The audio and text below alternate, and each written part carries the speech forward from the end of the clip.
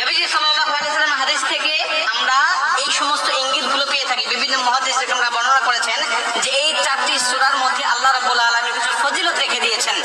এই ফজিলত অনুযায়ী কোনো মহিলা যদি গর্ভ অবস্থায় বেশি বেশি পাঠ করতে পারে তাহলে এর একটা ইফেক্ট তার সন্তানের উপরে পড়ে। বর্তমান বিজ্ঞান বলছে সন্তানের বয়স যখন 22 সপ্তাহ থেকে 32 সপ্তাহ পর্যন্ত হয়ে যায় তখন মায়ের পেট থেকে সে বাহিরের সবকিছু শুনতে পারে। মা কি করছে, মা কি বলছে, এটা সে শুনতে পারে। এমনকি বিজ্ঞান বলছে যে সন্তান মায়ের পেটে থাকা অবস্থায় যেটা শুনেছে বাহিরে আসার পরে ওই আওয়াজটা সে তালাশ করতে থাকে, ওইটা শুনলে সে শান্ত হয়। আর নবীজি বলছেন মা যদি কোরআন তেলাওয়াত করে এই কোরআনুল কারীমের একটা ইফেক্ট সন্তানের উপরে পড়ে যায়। অর্থাৎ এই কোরআনুল কারীম তার উপরে এমন ইফেক্ট ফেলে যে কোরআন অনুযায়ী তার জীবনটা গঠন করা তার জন্য সহজ হয়ে যায়। এর জন্য মুহাদ্দিসিনরা বলছেন যে এই চারটি সূরা যদি কোনো মা কোনো মহিলা পাঠ করতে পারে নিয়মিত তাহলে এর ইফেক্ট সন্তানের জীবনের উপরে পড়ার কারণে ওই সন্তান মেধাবী হয়, বুদ্ধিমান হয় এবং সৎ চরিত্রবান হয়। যেমন প্রথম নম্বরে তারা সাজেস্ট করেছেন সূরাতুল লুকমান তেলাওয়াত করার জন্য।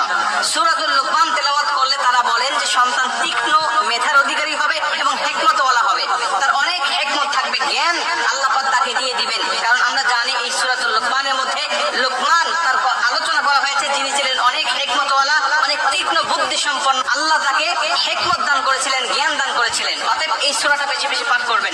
2 নম্বরে সূরাতুল মুহাম্মদ।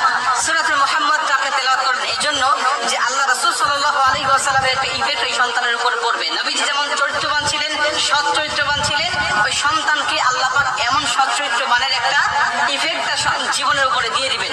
এজন্য সূরা মুহাম্মদ আপনারা তেলাওয়াত করবেন বেশি বেশি। এরপরে সূরাতুল ইউসুফ।